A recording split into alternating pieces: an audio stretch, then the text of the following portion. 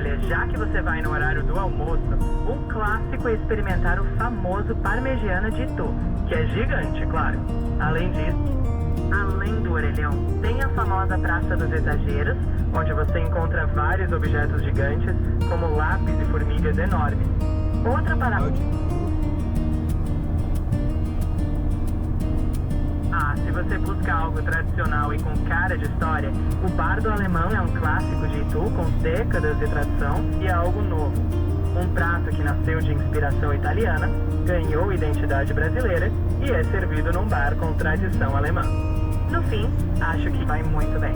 A acidez e o frescor dele cortam a untuosidade do queijo e da fritura, limpando o paladar a cada gole. Vamos de Parmegiana em Itu, já que é tão famoso esse bar e esse prato lá, é o que nós iremos fazer. Vamos Dou a ideia como uma marca. Assim, as coisas exageradas viraram atrativo e Itu ficou famosa pelo seu bom humor. Então, eu tô indo pra Itu. Eu vou fazer um percurso no interior, Itu, Piracicaba, Brotas, mas me conta um pouquinho sobre Itu. Itu é super famosa por suas coisas grandes, desde orelhões até semáforos enormes. É uma cidade histórica no interior de São Paulo, cheia de charme colonial, igrejas e fazendas. Além disso, tem uma atmosfera bem tranquila, perfeita para um passeio relaxante pelo interior. O que é que você me sugere fazer especificamente lá? Eu tô indo agora próximo ao horário do almoço. Olha, já que você vai no horário do almoço, um clássico é experimentar o famoso Parmegiana de Itu, que é gigante, claro. Além disso, dá uma volta no centro histórico, onde tem a famosa Praça da Matriz e lojinhas de artesanato. E se der tempo, e Parque Geológico do Varvito é bem interessante para ver um pouco da história natural. Aproveite! Boa, parece que é uma cidade bem interessante. Os youtubers, quando vão pra lá, geralmente gravam onde? Olha, muitos youtubers adoram gravar junto ao famoso orelhão gigante da Praça da Matriz, que é um ícone. Também filmam no Museu da Energia, que tem exposições interativas, e claro, fazem aquele passeio descontraído mostrando as lojinhas de souvenirs, onde tudo é grande por lá. E tem alguma coisa pitoresca além do orelhão grandão? Além do orelhão, tem a famosa Praça dos Exageros, onde você encontra vários objetos gigantes, como lápis e formigas enormes. Outra parada pitoresca é o Coreto no centro histórico, cercado de construções coloniais. E se quiser uma vista linda, a Estrada Parque é uma rota charmosa, cheia de verde, perfeita para filmagens mais contemplativas. Interessante. Você consegue acessar o Google Local Guide e dar algum local para almoçar com característica de boa pontuação?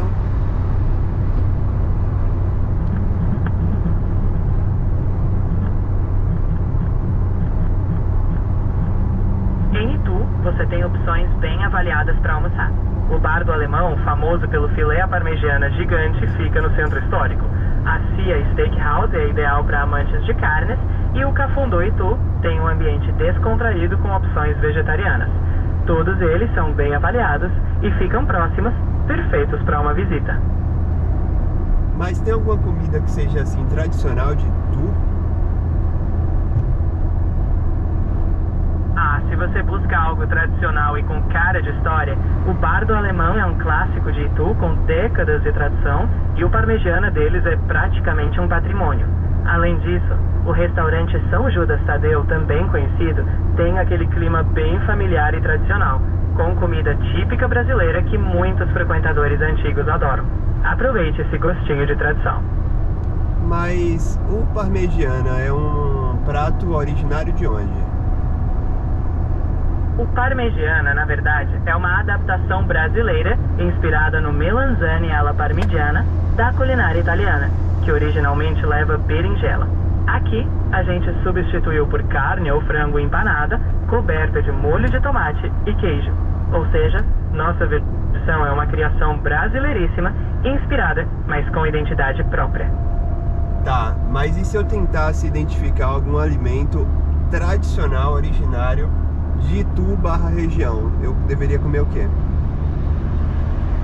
Em Itu, um doce tradicional que você deveria provar é a paçoca de pilão. Feita de amendoim, açúcar e farinha de mandioca, ela tem aquele sabor bem caseiro e é típica da região. É um pedacinho da cultura caipira no prato, perfeito para uma experiência autêntica. Se encontrar, vale a pena experimentar. Então eu quero 5 opções de coisas que seriam interessantes e tradicionais no local. Vamos lá. Primeiro, a paçoca de pilão, que é bem local e gostosa. Segundo, o filé à parmegiana do Bar do Alemão, já uma tradição gigante em Itu. Terceiro, o café caipira com bolinhos de chuva em alguma fazenda histórica. Quarto, o pastel de feira, super típico das cidades do interior. E quinto, o doce de leite artesanal ou goiabada cascão de alguma quitanda local. Assim você leva um pouquinho da tradição de Itu no paladar. Tá bom, você está insistindo muito. Você trabalha no Bar do Alemão aí, é isso mesmo? Não trabalho lá não. Mas eu te garanto que ele é famoso o suficiente para valer a parada. Agora, quando experimentar, aí sim, você me conta se ele merece toda essa fama. Tá bom, quando eu estiver experimentando, o que é que eu deveria saber para poder apreciar e avaliar um prato como esse? O que se usa para avaliar um alimento como esse? Quando você estiver experimentando, pense em alguns pontos. A textura da carne, macia, bem cozida, o equilíbrio do molho, tomate saboroso sem ser ácido demais e o queijo, derretido mas não borrachudo. Avalie o sabor geral, é bem temperado, com todos os elementos se complementando. E claro, considere o frescor dos ingredientes. No fim, se cada mordida... Quais as avaliações que geralmente as pessoas fazem quando vão lá no bar?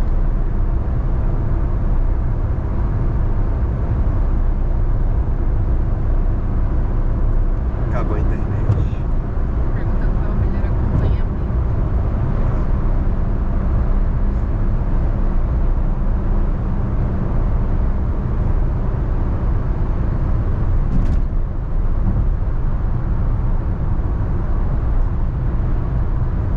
Engraçado, é um prato italiano, mas o nome do cara é Bar do Alemão.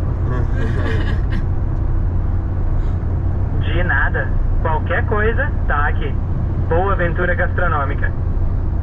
Boa, e essa curiosidade que a gente comentou, é um prato que você chamou brasileiro, de origem italiana, num bar alemão. Que curiosidade estranha. Diga aí sobre isso. É curioso mesmo, né? Mas é isso que faz parte da cultura. A gente mistura influências e cria algo novo. Um prato que nasceu de inspiração italiana, ganhou identidade brasileira e é servido num bar com tradição alemã. No fim, acho que isso mostra que a nossa gastronomia é, acima de tudo, um caldeirão de heranças e criatividade. E é isso que faz tudo mais saboroso. Tá. Quais são os ingredientes reais e efetivos para fazer um parmegiana?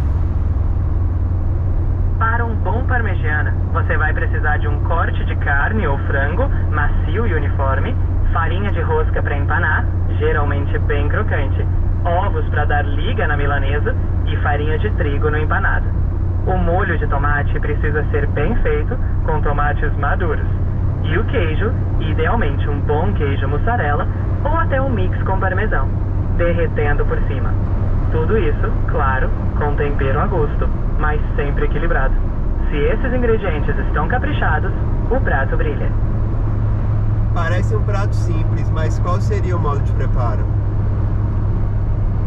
Sem dúvida, um molho de tomate bem feito faz toda a diferença. A acidez precisa estar equilibrada e um toque de ervas como manjericão pode elevar o sabor. Sem um bom molho, o parmegiana fica sem vida. Então, ao avaliar, veja se o molho tem aquele sabor caseiro, aromático que abraça o prato todo. Beleza, entendi que se eu falar muito rápido, você pega somente parte, então eu vou construir aqui um raciocínio maior. Eu preciso saber como fazer um parmegiana, que você me oriente em relação ao preparo.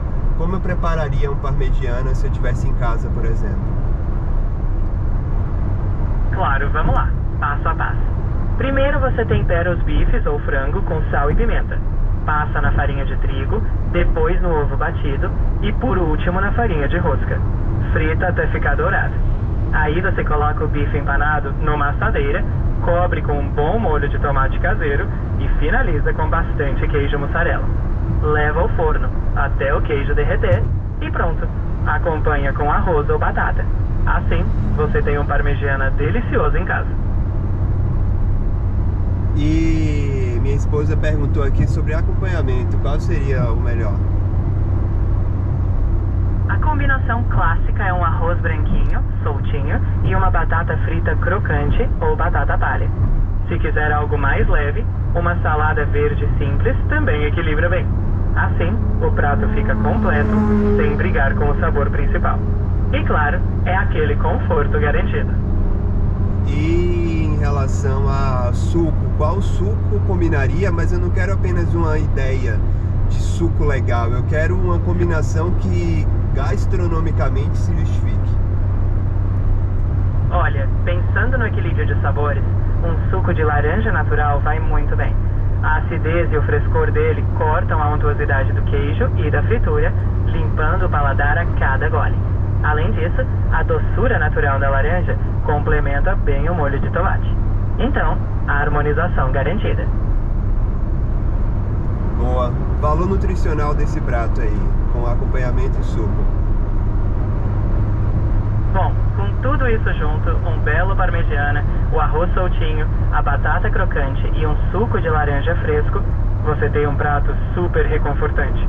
O valor em si vai variar do restaurante ou de como você faz em casa, mas o valor real está na experiência, conforto, sabor e aquele gostinho de tradição.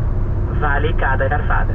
E quanto ao aspecto de valor nutricional, o quão nutritivo é, que tipo de nutriente esse prato traria, calorias, eu quero agora uma apreciação técnica sobre o prato.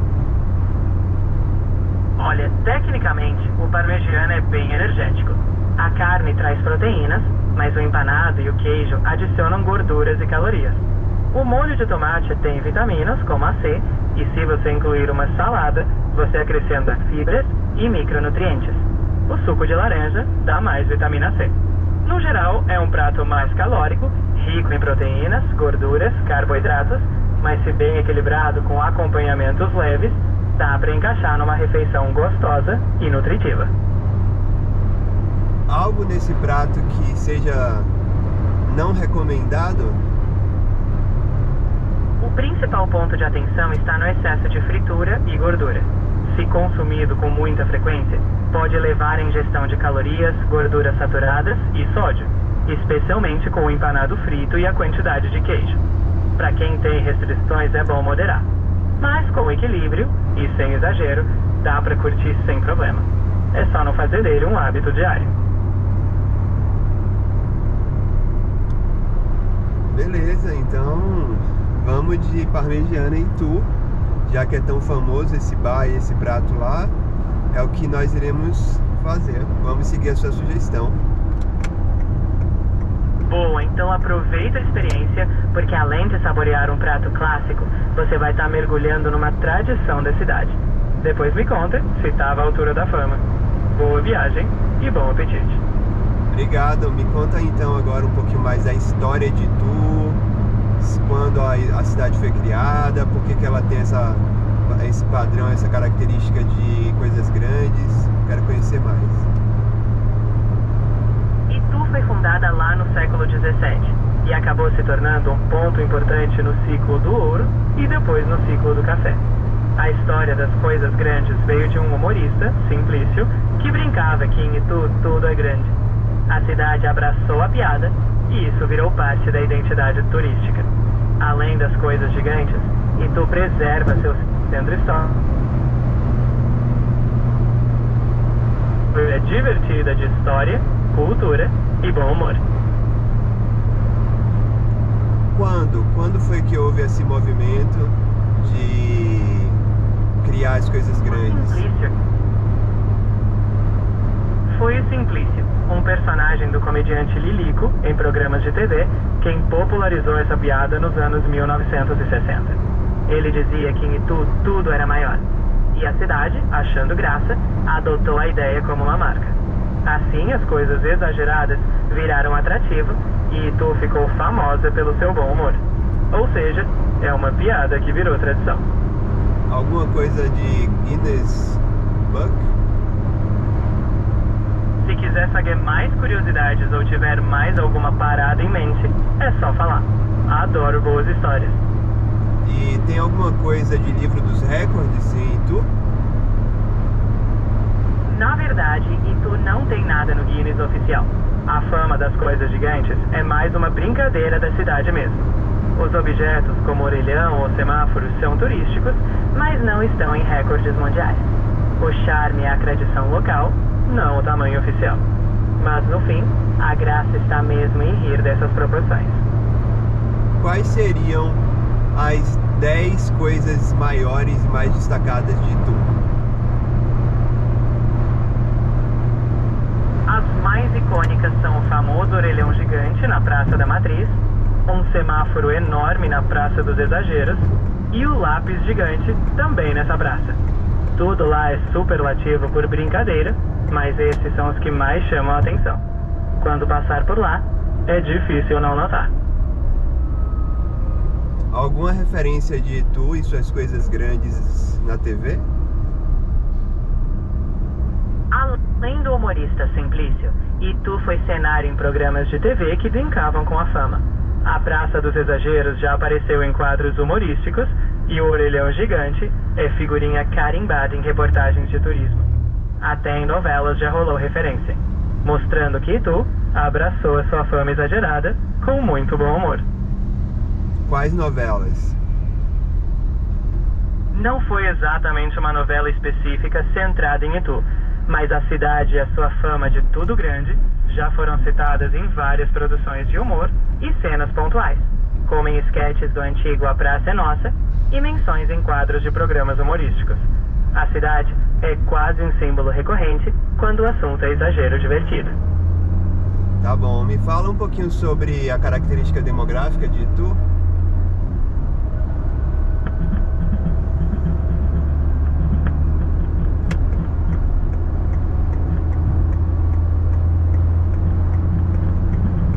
Itu, no interior de São Paulo, tem cerca de 174 mil habitantes, estimados para 2025, com a maior parte vivendo na área urbana. A população tem uma proporção levemente maior de mulheres e a maior parte das pessoas está em idade ativa. O índice de desenvolvimento humano é considerado e a economia se destaca por serviços e indústria. Itu tem um crescimento populacional moderado e uma renda per capita acima da média estadual. Interessante essa parte. Tá bom, obrigado. Fico feliz que tenha... Alguma outra curiosidade de Itu que você gostaria de compartilhar comigo? Uma curiosidade. Em